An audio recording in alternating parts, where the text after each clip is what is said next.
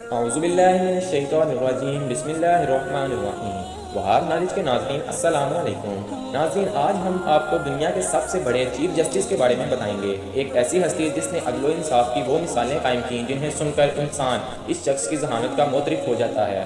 اسلام کے اس عظیم ہیرو کے کئی قصے اور واقعات آپ نے ضرور سن رکھے ہوں گے، تاہم آج ہم آپ کو دین اسلام کے اس عظیم سپوت کی ذہانت کے کچھ واقعات سنانے کی کوشش کریں گے، لہٰذا اس قیمتی اور معلومات سے بھرپور ویڈیو کو آخر تک لازمی دیکھیے گا۔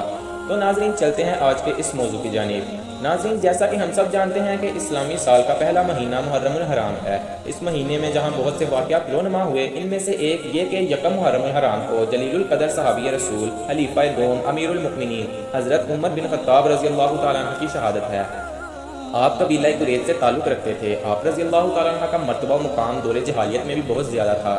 قبیلہ قریش آپ کو بہت قدر کی نگاہ سے دیکھتے۔ آپس کی لڑائی جھگڑے یا کسی دوسرے قبیلے سے اگر لڑائی ہو جاتی تو آپ رضی اللہ تعالیٰ عنہ کے قبیلے والے انہیں بطور منصف سفیر بنا کر بھیجتے، اور آپ اس کے بارے میں جو فیصلہ کرتے سب اسے منون تسلیم کرتے۔ روب و دبدبہ، بہادری اور شجاعت کا چرچا اس قدر کے پورے عرب میں مشہور و معروف تھا۔ ایک دفعہ کا ذکر ہے کہ امیر المؤمنین حضرت عمر بن خطاب رضی اللہ تعالیٰ عنہ ایک بدو سے گھوڑا خریدا، قیمت ادا کی اور گھوڑے پر سوار ہو کر چل پڑے۔ کچھ زیادہ دور نہیں گئے تھے کہ گھوڑا لنگرانا شروع ہو گیا اور اس کی رفتار میں خلل واقع ہونے لگا۔ امیر المؤمنین گھوڑا واپس لے کر وہیں آ گئے جہاں سے چلے تھے، اور آدمی سے کہا کہ یہ سنبھال اپنا گھوڑا، اس میں تو نقص ہے۔ آدمی نے کہا کہ اے امیر المؤمنین کہ میں نے گھوڑا واپس نہیں کرنا، میں نے تو آپ کو صحیح حالت میں فروخت کیا تھا۔ حضرت عمر فرمانے لگے کہ کسی سے فیصلہ کروا لیتے ہیں۔ آدمی بولا، ہاں ٹھیک ہے، ہمارے درمیان شرعی بن حارث فیصلہ کرے گا۔ حضرت عمر رضی اللہ تعالیٰ عنہ نے فرمایا کہ ٹھیک ہے، مجھے یہ منظور ہے۔ چنانچہ امیر المؤمنین گھوڑے کا معاملہ شرعی بن حارث کے پاس لے گئے۔ جب شرعی بن حارث نے عربی کا بیان سنا تو حضرت عمر بن خطاب کی طرف متوجہ ہو کر کہا، امیر المؤمنین، کیا آپ نے گھوڑا صحیح حالت میں اس سے لیا تھا؟ حضرت عمر رضی اللہ تعالیٰ عنہ نے فرمایا، جی ہاں، میں نے گھوڑا بالکل صحیح حالت میں لیا تھا۔ شرعی بن حارث بولے، جو سودا آپ نے کر لیا اس پر قائم رہیے، یا پھر گھوڑا اسی حالت میں واپس کیجیے۔ حضرت عمر رضی اللہ تعالیٰ عنہ نے خوش ہو کر شرعی کی طرف دیکھا اور فرمایا کہ کیا فیصلہ اسی طرح نہیں کیا جاتا کہ سچی بات کی جائے اور حق پر مبنی انصاف کا حکم جاری کیا جائے؟ اس انصاف پسندی پر آپ رضی اللہ تعالیٰ عنہ نے شرعی بن حارث کو کوفے کا قاضی مقرر کر دیا۔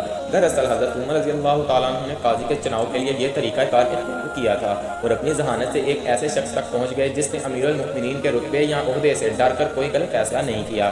ناظرین، اس دور اندیشی سے معلوم ہوتا ہے کہ حضرت عمر بن خطاب رضی اللہ تعالیٰ عنہ کو اللہ پاک نے کتنی فہم و فراست عطا کر رکھی تھی۔ بے شک یہ وہ عمر ہے جن کے بارے میں آقائے دو جہان حضرت محمد صلی اللہ علیہ وآلہ وسلم نے ارشاد فرمایا، اے عمر، تو جس راستے سے گزرتا ہے شیطان بھی وہ راستہ تبدیل کر لیتا ہے۔ ناظرین گرامی، آپ رضی اللہ تعالیٰ عنہ نے اپنے دور خلافت میں بہت سی فتوحات حاصل کیں۔ آپ رضی اللہ تعالیٰ عنہ کے دور خلافت کی پوری دنیا میں مثال نہیں ملتی، اور تمام حکمرانوں کے لیے آپ کی زندگی بہترین مشغلے رہا ہے۔ اسلامی کتب میں درج ہے کہ حضرت عمر رضی اللہ تعالیٰ عنہ نے ایک دن خلاف معلوم لوگوں کو مسجد میں جمع کیا اور ممبر پر تشریف فرمانے لگے، لوگوں، ایک وقت تھا جب میں مفلس محتاج تھا اور اجرت پر لوگوں کے اونٹ چرایا کرتا تھا۔ میں پانی بھر کر گزارے کے لائق دام اکٹھے کر لیتا تھا۔ یہ کہہ کر آپ رضی اللہ تعالیٰ عنہ ممبر سے نیچے تشریف لے آئے۔ لوگ بہت زیادہ حیران ہوئے کہ یہ کیا ماجرا ہے کہ آپ نے یہ بات کیوں کہی۔ لہٰذا لوگوں کے پوچھنے پر حضرت عمر رضی اللہ تعالیٰ عنہ نے جواب دیا کہ ذرا سی دیر کے لیے میرے دل میں خیال آیا کہ میں دوسرے مسلمانوں سے بہتر ہوں، تو اس لیے مجھے خلیفہ بنایا گیا ہے۔ مجھ میں کچھ غرور آ گیا تھا، اس لیے میں نے سمجھا کہ اپنے ماضی کی حالت زار بیان کروں تاکہ میرا غرور دور ہو جائے۔ ناظرین، آپ رضی اللہ تعالیٰ عنہ نبی اکرم صلی اللہ علیہ وسلم سے بہت محبت و الفت فرماتے تھے۔ ایک مرتبہ آپ رضی اللہ تعالیٰ عنہ کے ہاتھ کو نبی کریم صلی اللہ علیہ وسلم نے پکڑا ہوا تھا۔ اس موقع پر آپ رضی اللہ تعالیٰ عنہ فرمانے لگے، اے اللہ کے رسول، آپ مجھے میری جان کے علاوہ دنیا کی ہر چیز سے زیادہ محبوب ہیں۔ نبی اکرم صلی اللہ علیہ وسلم نے اس بات پر فرمایا کہ اسی ذات کی قسم جس کے قبضے میں تیری جان ہے، جس کے قبضے میں میری جان ہے، جب تک تم مجھے اپنی جان سے زیادہ عزیز نہ سمجھو تو اس وقت تک مومن نہیں ہو سکتے۔ پھر حضرت عمر رضی اللہ تعالیٰ عنہ نے فرمایا، اے اللہ کے رسول، کہ آپ مجھے میری جان سے بھی زیادہ محبوب ہیں۔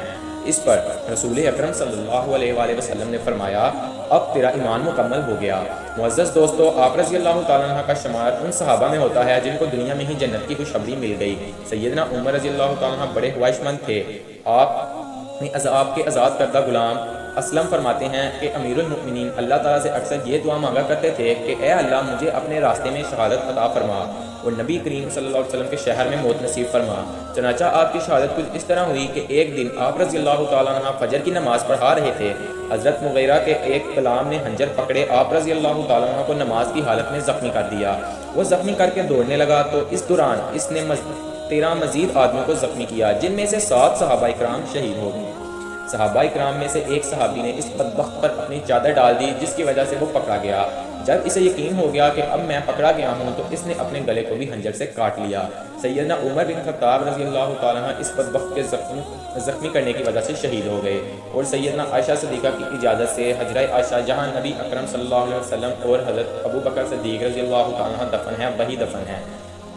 دعا ہے کہ ان پر اللہ تعالیٰ کی لاکھوں کروڑوں رحمتیں نازل ہوں۔ اللہ تعالیٰ ہمیں صحابہ اکرام کے نقش قدم پر چلنے کی توفیق عطا فرمائے اور ہمارا خاتمہ بالایمان فرمائے، آمین ثم آمین۔ اسی دعا کے ساتھ ہماری آج کی اس ویڈیو کا اختتام ہوتا ہے۔ ویڈیو پسند آنے کی صورت میں لائک کریں، شیئر کریں، اور مزید اسی طرح کی ویڈیو دیکھنے کے لیے ہمارے چینل کو سبسکرائب کریں۔ اللہ حافظ۔